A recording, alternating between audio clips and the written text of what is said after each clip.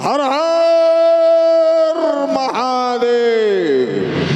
वो रंगशाला के मत विमल वेदिका पर संस्थापित भगवान आस्तो दिगंबर के पावन पिनाक ये लंकेश रावण आपको प्रणाम कर रहा है।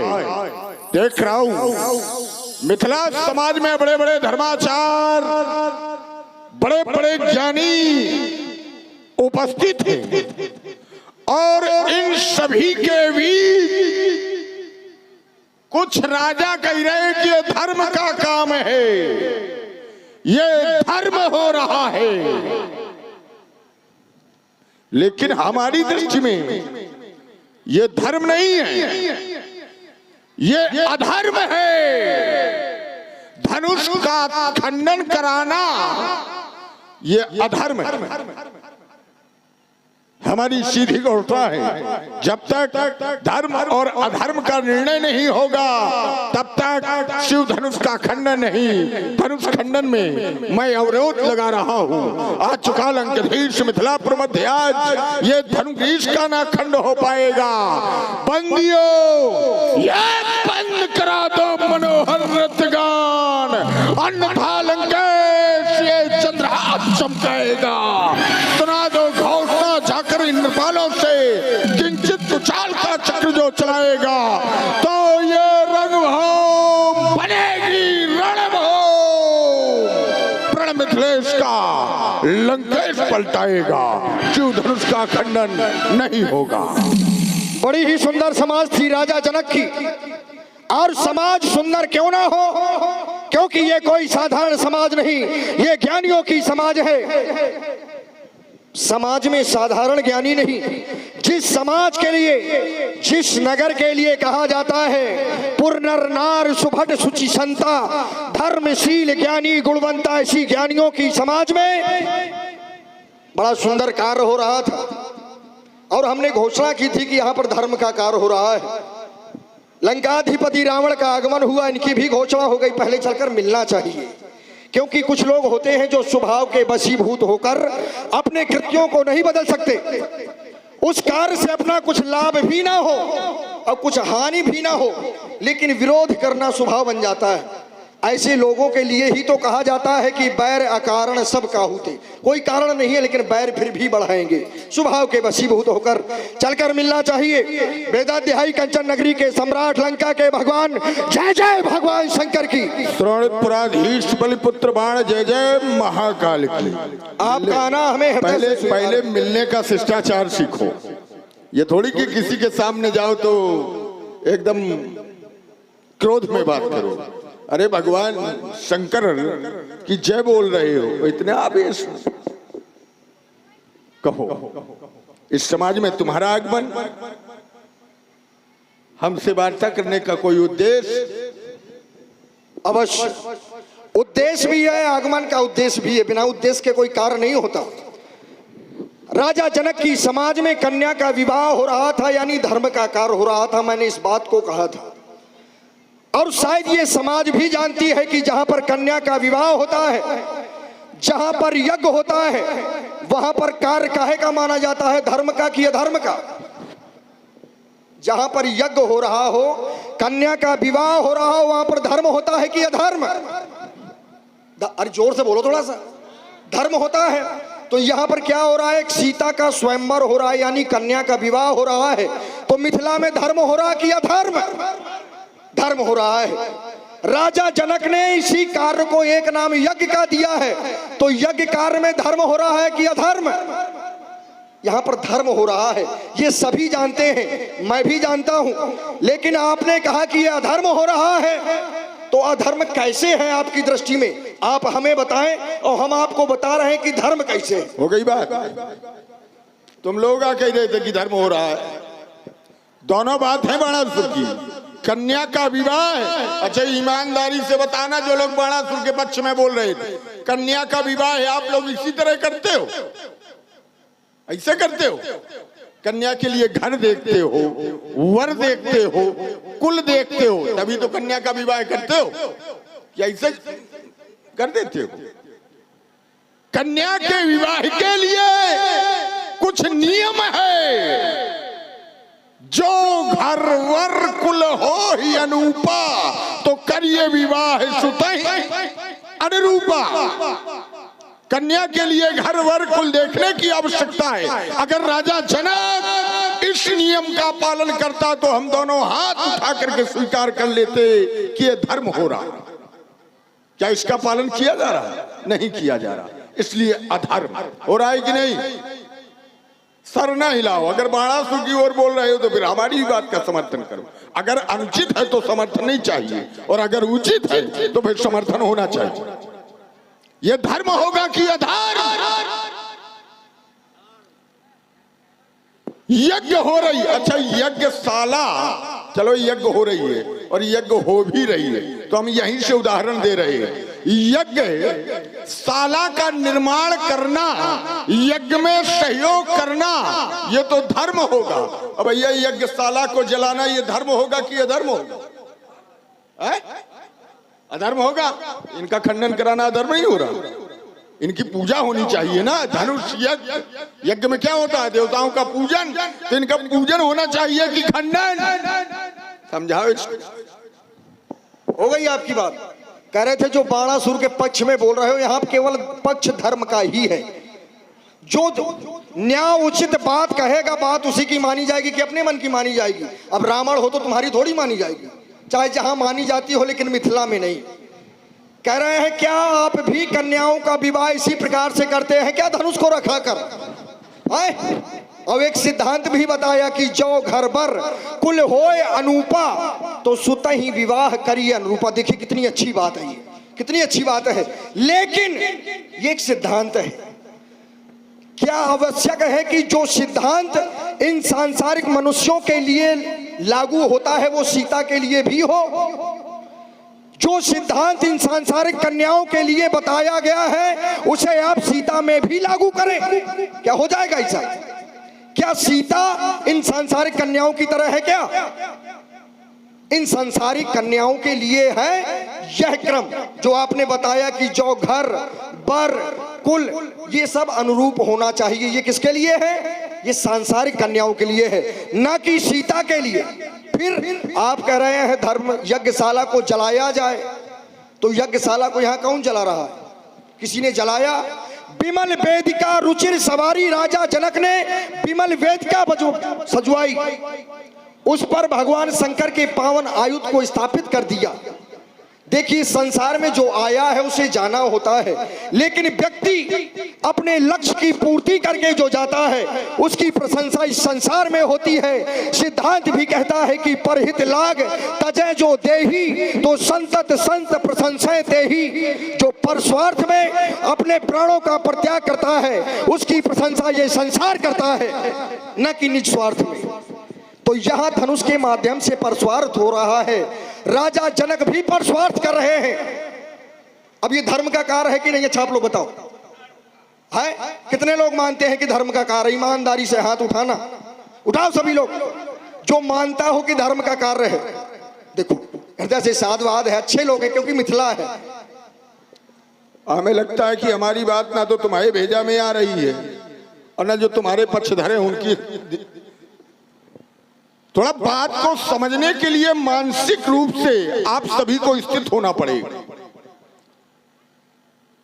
बात धर्म और अधर्म की है। हमने एक उदाहरण दिया था कि यज्ञशाला को जलाया जाए, ये धर्म होगा कि अधर्म?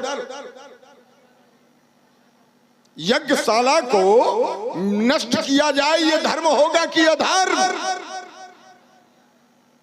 धनुष को तोड़वाना, भाई धनुष क्या है? धनुष यज्ञ, धनुष एक प्रतिमा है जिसका पूजन हुआ और आज भी राजा जनक के द्वारा होता रहा। राजा जनक के पूर्वज पूजन करते चले आए और राजा जनक ने भी किया। तो पूजित वस्तु को तोड़वाना ये धर्म होगा कि अधर्म?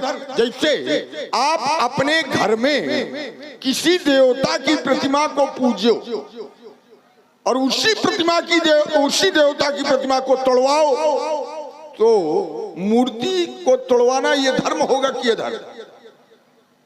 भाई बाणासुर की ओर से तो आप लोगों ने हाथ उठाया, अब ये बताओ मूर्ति को तोड़वाना धर्म है कि अधर्म?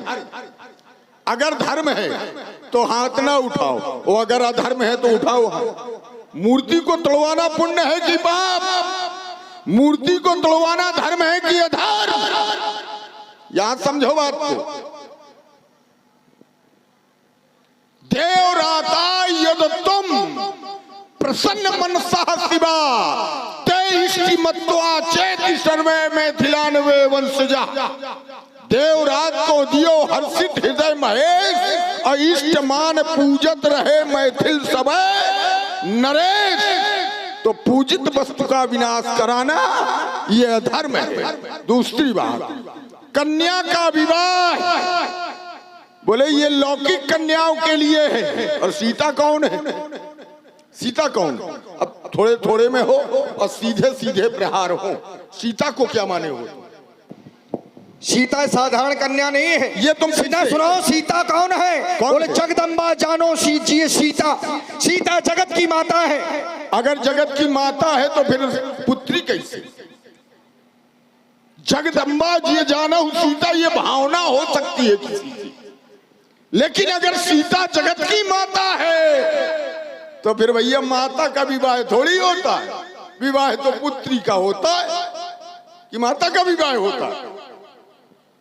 सीता कौन? हम तो ये जानते हैं तात जनक तनया या सोई, और धनुष यज्ञ जही कारण होई। सीता राजा जनक की पुत्री है जिसके लिए धनुष यज्ञ हो रहा है।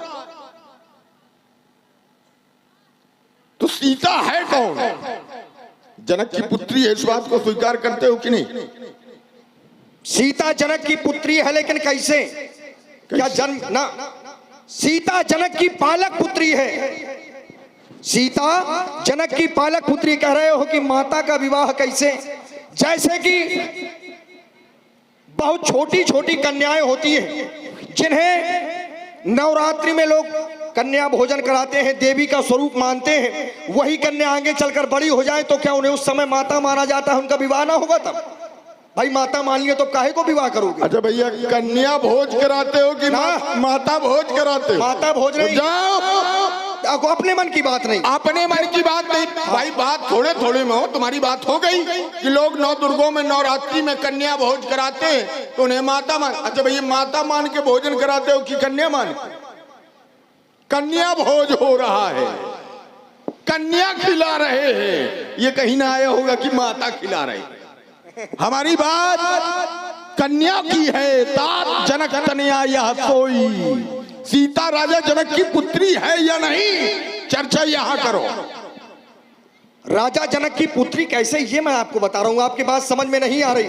भाई युद्ध भूमि में वही लड़ेगा जिसका बड़ा कलेजा है। ये ना बोलो। हमने बात हमने बात उत्तर वहां करो, उत्तर वहां करो। अरे इधर सुनो, अरे सुनो पहले। यही तो कह रहा है भाई, बड़बड़ाओ नहीं, चक्कर में ना पड़ो तुम इधर। अरे सुनो, अपना शस्त्र लो। शस्त्र भूल रहे हो तुम। अरे ये देखो, जो हाथ में आ जाए वही अच्छा होता है। बेमतलब की बात ना करना। इधर सुनो, युद्ध भूमि में वही लड़ेगा जिसका बड़ा कलेजा है, अब बातें उतनी वही करेगा जिसके जितना भेजा है। मैंने कहा कि सीता जगत की माता है, और जगत की माता का विवाह क्या इन सांसारिक राजाओं से नहीं हो सकता? फिर आप कह रहे हो कि मैंने सुना है कि तात जनक तनया यह सोई, तो ये कह कौन रहा है? और वास्तविकता क्या ये है क्या जो आप बता रहे हैं? क्या सीता वास्तव में जनक की ही पुत्री है? सीता जनक को प्राप्त हुई है तो जनक के कुछ कर्तव्य हैं जो राजा जनक कर्मों का पालन कर रहे हैं। अरे सीता प्राप्त, अब सुनो, रुक जाओ आपकी बात रुक। देखो, किसी भी बात को इस तरह न निपटालो। राजा जनक की पुत्री है या नहीं, इस अर्धाली को तुम कहां ले जाओगे? तात जनक तनया यह सोई, ये बात मैं थोड़ी कह रहा हूं, ये ग्रंथ प्रमाणित कर रहे हैं। तात जनक तनया यह सोई,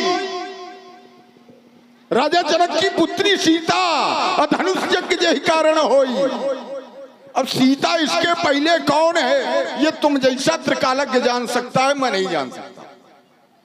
हम केवल इतना जानते हैं कि सीता राजा जनक की पुत्री है जिसके निमित्त राजा जनक धनुष का खंडन करा रहा है। इसके आगे सीता क्या है? हो सकता है तुम जैसे त्रिकालज्ञ जानते हो। नहीं, हम दूसरी बात, तुमने कहा कि रण क्षेत्रों में वही लड़ेगा जिसके बड़ा कलेजा होगा। तो एक बात बता दूं, शेष नांग अति विश्व भरे तौ न करे आतंक। यह बीछी थोड़े से जहर में फिरे उठाए डंक। ठीक है, धनुष तो नहीं टूटेगा, तुम्हारे कहने से ना टूटेगा। आबे जिसकी मैया ने दूध पिलाया वो धनुष में हाथ लगा के दिखाए, तो जो भी धनुष में हाथ लगाएगा काट के फेंक दूंगा यही। तो ऐसा करो, कैसा करो? पहले हमरे तुम्हार हो जाए। तुम क्या धनुष को तोड़ने वाले को रोकोगे?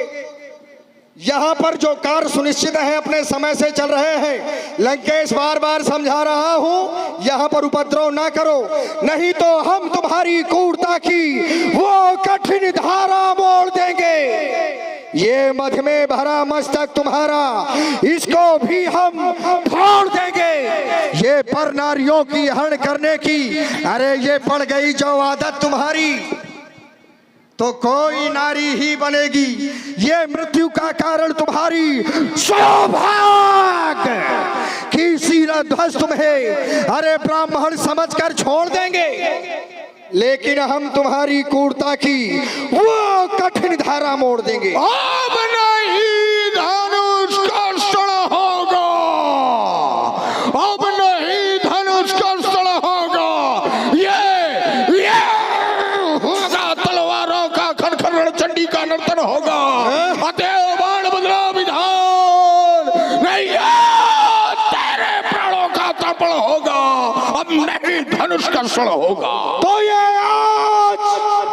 आज धनुष कर्षण होगा, यदि नहीं धनुष कर्षण होगा तो ये चमचम चमकेगी ये चंद्रहास और ये बाणों का वर्षण होगा। आज धनुष कर्षण होगा, ये लोठों के लग जाए ढेर और रणचंडी का नर्तन होगा। ये आज धनुष कर्षण होगा। अब नहीं धनुष कर्षण होगा। ये आग लगेगी अंबर में, अंगारों का वर्षण होगा। अब नहीं धनुष कर्षण होगा। ये धस के अंबर, धस के अवनी विदित दिशाओं में लग जाए आग। वारिद में डूबे सूर्य चंद्र छा जाए विश्व में अंधकार। धनु खंडन करने वाले को, धनु खंडन करने वाले को ये शिव को अर्पण होगा। अब नहीं धनुष कर्षण। ये लो, ये खुला वक्ष, ये खुला वक्ष तुम करो बार। ये मिथिला में होगा बुरा हाल, दिखला लो जोर जवानी का। और हो छाती में बाल अगर हया को, अरे हो छाती में बाल अगर तो ये झेलो मार कपाली का। अगर अकेले डर लगता हो तो ये लंकापुर ये संदेश पठा दे। ये बेटा मेघनाथ बुलवाले भाई कुंभकर्ण जगवाले, फिरना कहना सबर नहीं थी, ओस बाणासुर को खबर नहीं थी। अरे हाय हाय कुछ करना पाया उस बाणासुर बलशाली का। आओ हो छाती में बाल अगर तो फिर झेलो मार कपाली का। छाती में बार तो इतने हैं कि उर दिग्गज जाने ही कठिनाई, जब जब फिरे जाए बरियाई। जिनके दसन कराल न फूटे तो उर लागत मूलक यूं टूटे। सब सब कहीं का बड़ा सुर छाती में बार तो बहुत, न जाने तुम्हारे जैसे वीर महिलों में छिपे रहे। रन मद मत फिरत जग धावा, अप्रतिभट खोजत कतहु न पावा। कोई नहीं मिला जो हमारा सामना कर सके। मैं किंकर हूँ प्रियंकर का, निर्भय धरा पर चलता हूँ और आ जाए कोई सामने तो मेरी ये उगलता हूँ। मेरी एक बात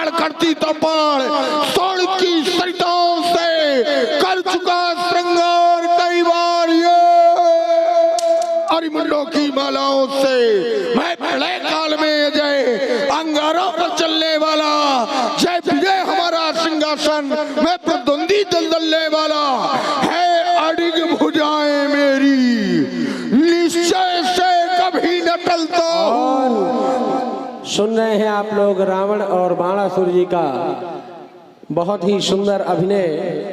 प्रभावित हुए हम शंकर का निर्भय